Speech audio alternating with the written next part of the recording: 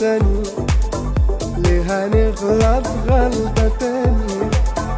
قمت قايله وقايله لا ده بقى ده في حتة تانية. حبيبي ده اللي عايش عمري ليه، حبيبي نفسي افضل بين ايديك واضمك ليا واحس بيك.